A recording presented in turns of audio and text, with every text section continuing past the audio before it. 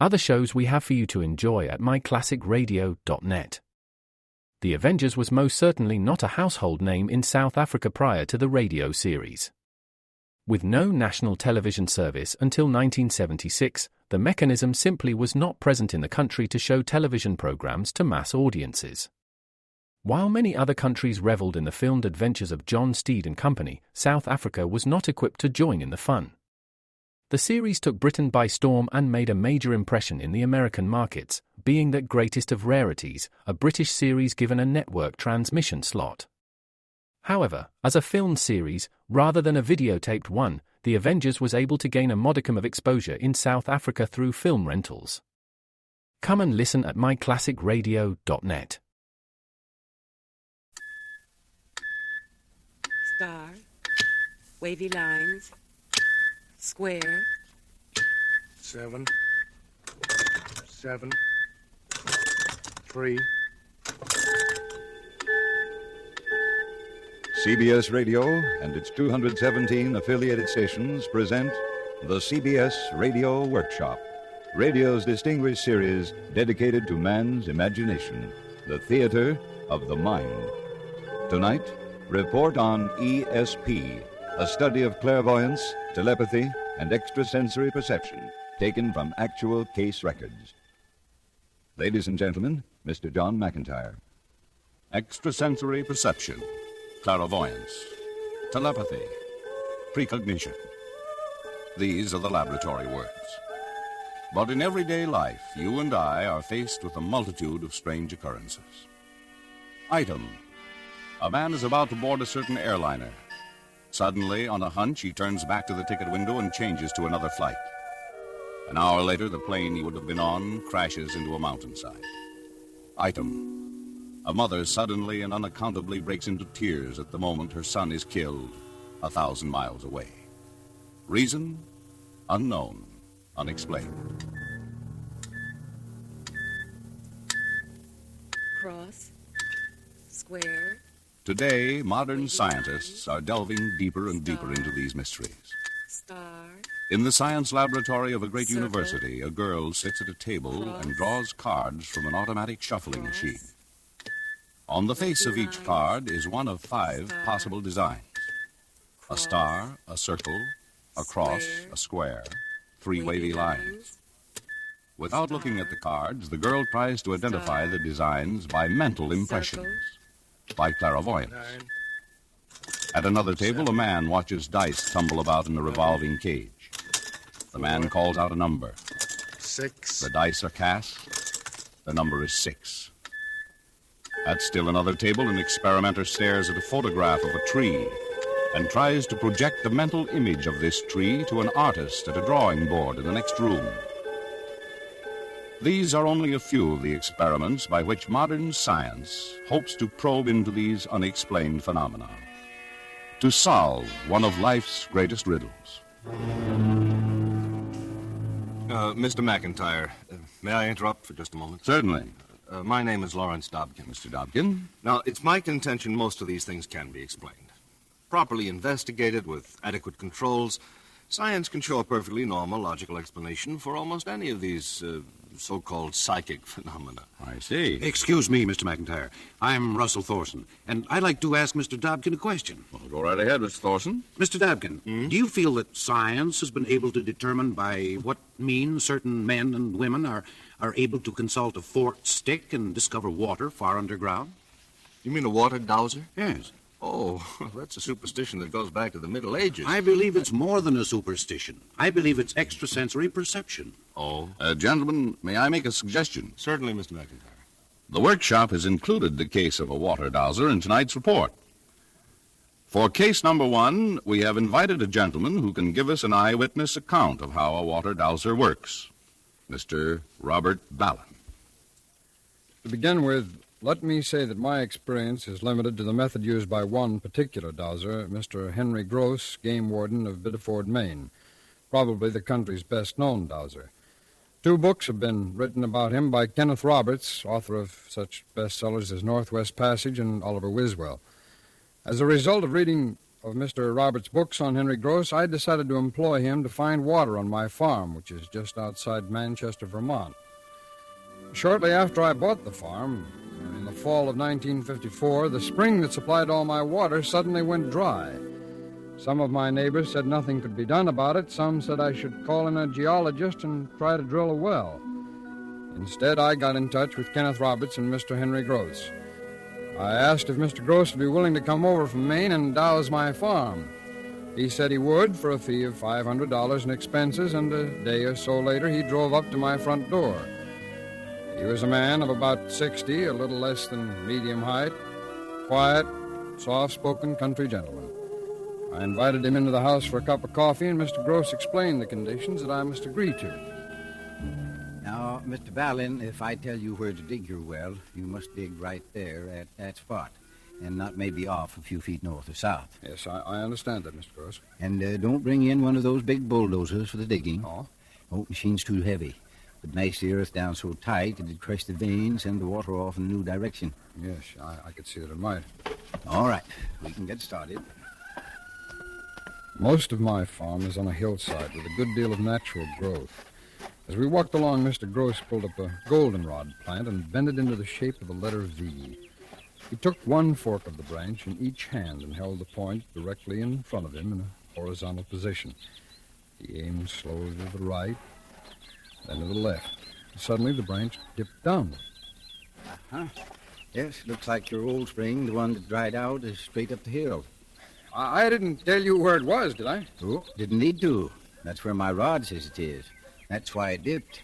Well, in other words, if the rod points down, that indicates water? Mm-hmm. Or if I'm asking the rod a question, a dip means yes. If it doesn't dip, that's no. Can the rod tell how near we are to the spring? I'll ask it. How far away is the old spring? More than 100 yards?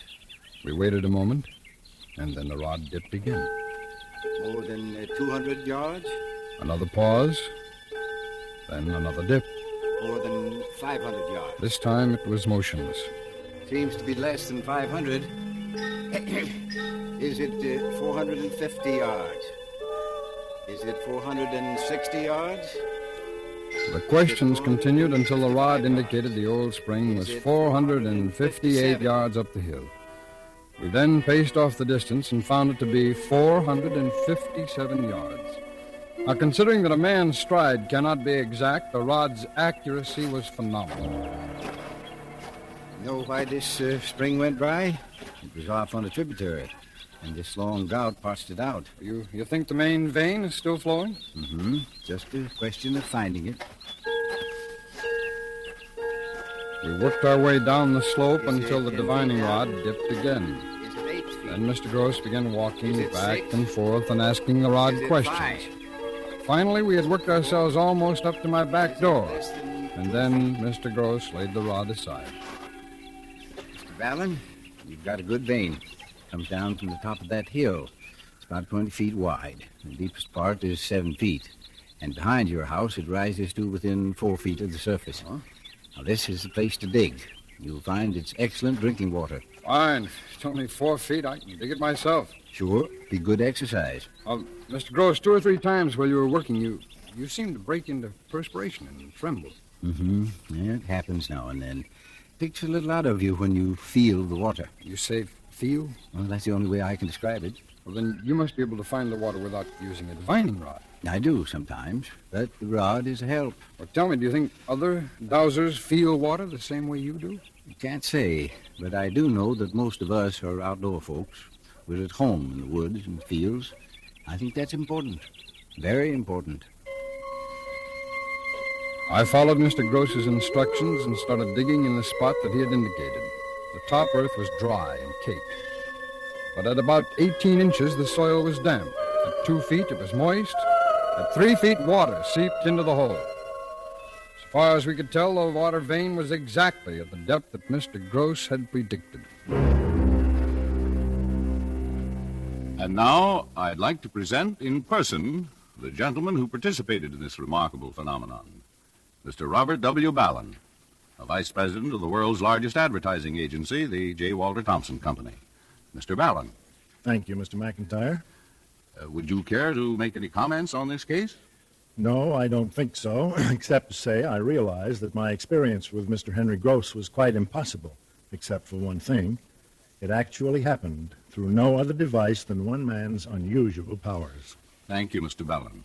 And you might be interested to know that in preparing this program, the workshop has inquired as to Mr. Henry Gross's recent activities as a water dowser. He has been employed by the city of Fredericksburg, Texas, by landowners on the island of St. Croix in the Virgin Islands, by such firms as Bristol-Myers Chemical Laboratories, the A.C. Lawrence Leather Company, a subsidiary of Swift & Company, by 2 large electronic factories in New Jersey, and by Canada's largest munitions plant. Excuse me, Mr. McIntyre. May I just make a comment? Certainly, Mr. Dobkin. Thank you. Now, science has investigated water dowsing. It appears that when that rod twists and dips in the dowser's hands, well, that's actually caused by an unconscious muscular action. Now, if that's correct, there's no mystery about it. But there is. There most certainly is. In what way, Mr. Thorson? Well, even if the dowser should control the rod by this unconscious muscular action, what is it that affects his muscles? If the dowser has some strange affinity for water, how does he feel it? Well, no, these are several... And how is it that Mr. Gross, over a flowing vein of water, can hold 2 dowsing rods, each slightly off-center, and have one rod work frontward and the other backward? Muscles can't do that. Well, but now you're getting off into the supernatural. The supernatural or the natural in a way not yet understood by science. In every era since the age of ice and of the mastodon, man has believed in the miraculous. He turned to the witch doctors, the soothsayers, to the astrologers, the magicians, to the frauds and the cunning cheats. Again and again his faith was betrayed, and yet he believed. He believed because there was something that was beyond his knowledge. In the Bible there are miracles. Belshazzar feasted with 1,000 nobles, and a hand appeared and wrote on the wall, Mene, Mene, Tekel, Upharsin. And in that night was Belshazzar, the king of the Chaldeans, slain. Pharaoh dreamed a dream of 7 fat years and 7 lean years. Nebuchadnezzar, king of Babylon, slept and saw a vision of himself humbled as unto the beasts of the field.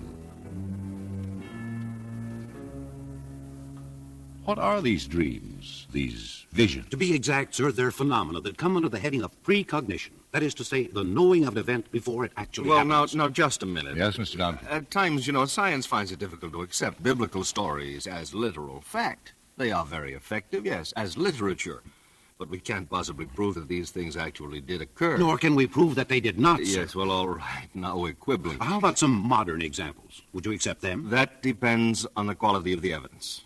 We all know that certain people are given to telling some very remarkable things, which are either pure imagination or events that have been poorly observed and wrongly interpreted. Mr. Dobkin, I doubt if you would charge fraud or mistake in the 2 cases I'm proposing. They're both a matter of public record. Mr. McIntyre, would you please? With pleasure. Case number 2, which might be called precognition.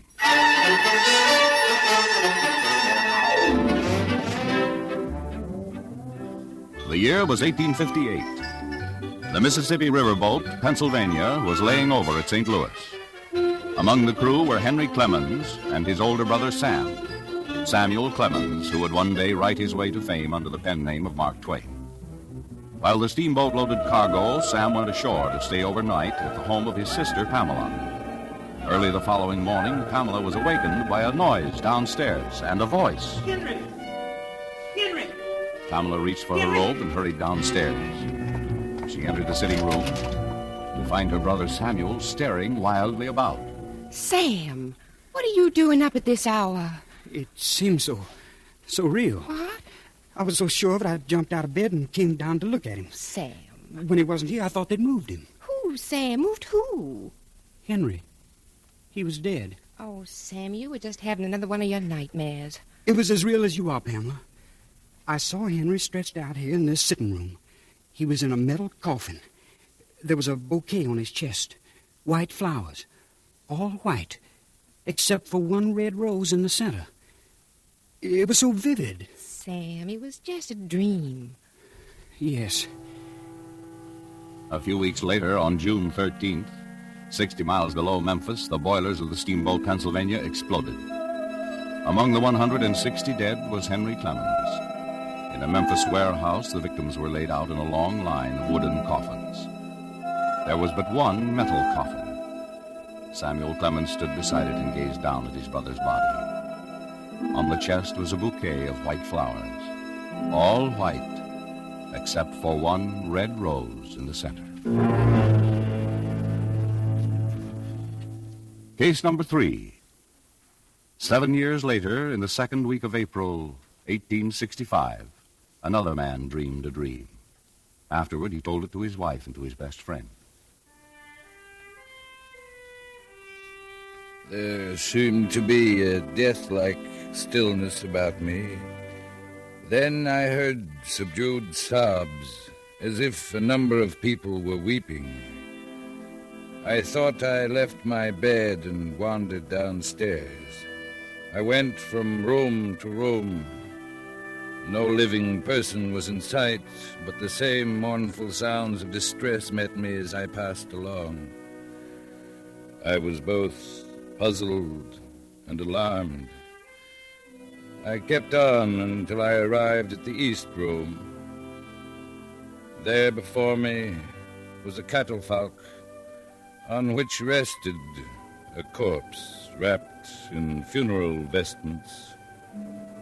Around it a throng of people, some gazing mournfully upon the corpse, others weeping pitifully. I asked one of the soldiers there, "Who is dead in the White House?" "The president," he said. "He was killed by an assassin."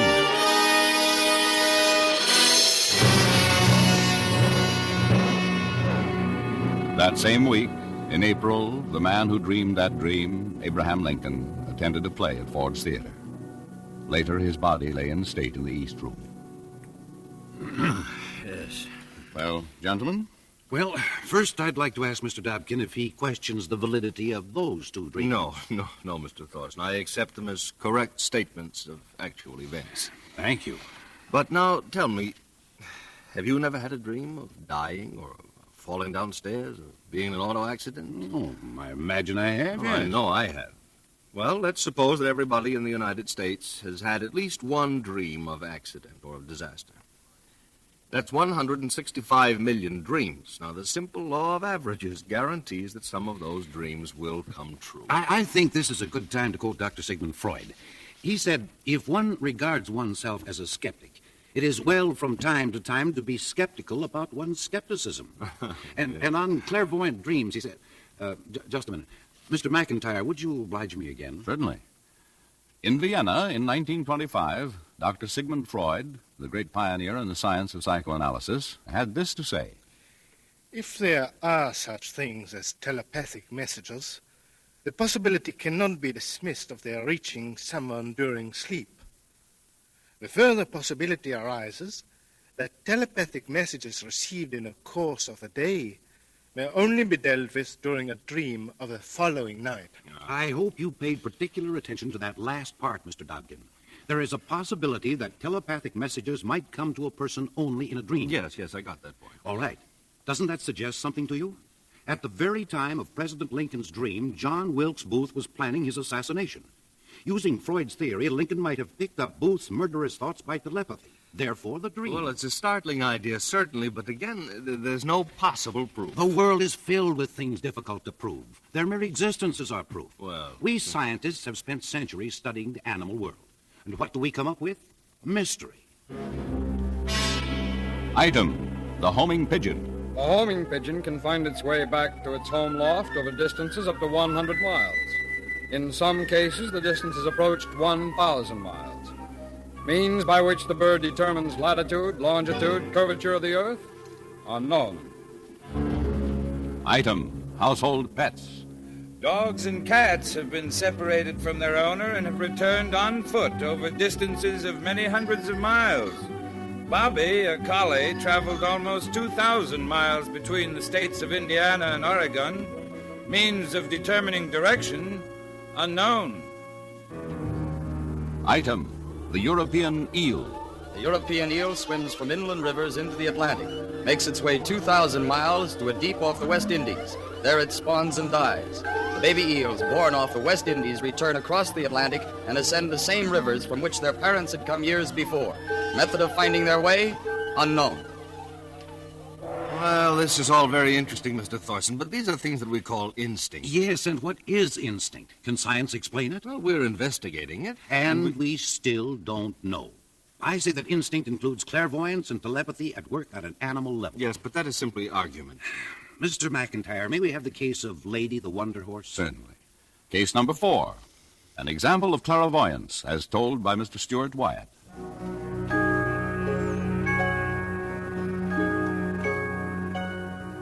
Well, it was back in the fall of 1950, late October. My wife Nancy and our 12-year-old boy Billy and I went up to spend a weekend at our mountain cabin.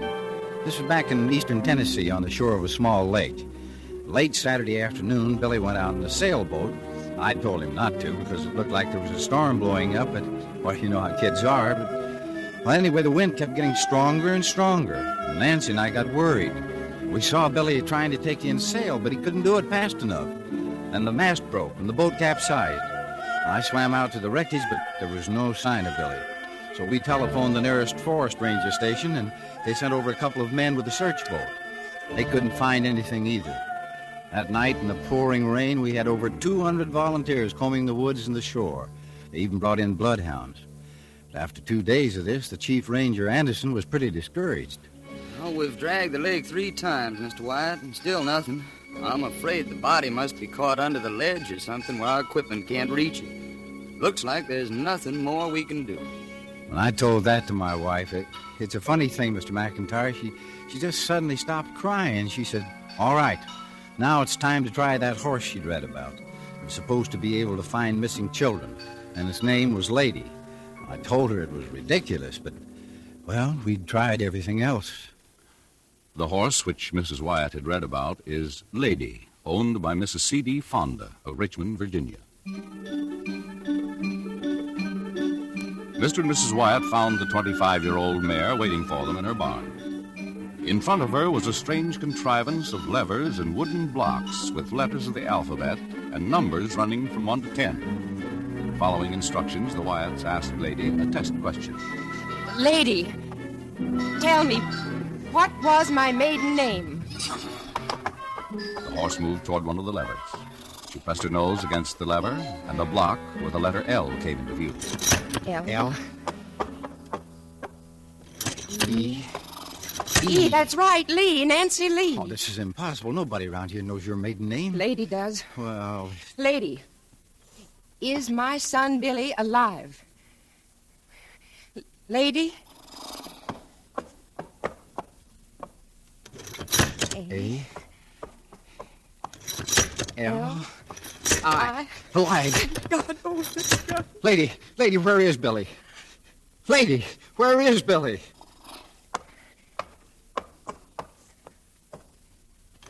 C. A. B. B. Cave, he's in a cave. Mr. and Mrs. Wyatt telephoned from Richmond to Chief Ranger Anderson back in Tennessee. They told him to search for a cave. The following is from the official report of Ranger Anderson. The white boy was found in a small cave approximately 1 1/4 miles northeast of the lake. He was unconscious. Dr. Warner gave him a blood transfusion, and he was removed to the hospital. When I was able to question him, the white boy stated these circumstances.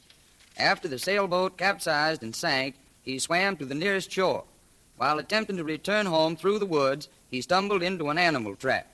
The trap broke his left leg, and he began to lose blood. In a state of fright and confusion, he then began to crawl in a direction away from the lake. He discovered the cave and decided to stay there until the rainstorm was over. Sometime during the night, he lost consciousness. He remembered nothing more until reviving in the hospital. He was discharged therefrom on October 28th, fully recovered. Cases similar to that of the Wyatt boy, in which the horse lady has guided searchers to the recovery of the bodies of missing children, may be read in Newsweek magazine, the issues of October 25th, 1948, December 22nd, 1952, and February 16th, 1953. In Time magazine, issue of December 15th, 1952, in Life magazine, issue of December 22nd, 1952, and in Popular Mechanics magazine, issue of March, 1952. Yes, the dramatization you just heard was a composite of several such actual cases. Item: Emanuel Swedenborg. Emanuel Swedenborg, scientist and philosopher, in September 1759, saw in a waking dream a disastrous fire which was burning at that very moment in the city of Stockholm, 50 miles away. He specified the houses which were then in flames and gave the correct hour at which the fire was extinguished. Item: Leo Tolstoy. In 1910, Count Leo Tolstoy, famous author, sent a message to the Tsar of Russia, the German Kaiser, and the King of England, in which he described his dream of World War I 4 years before it occurred. He stated when the war would begin, where it would be, outlined its horrors, foresaw the League of Nations.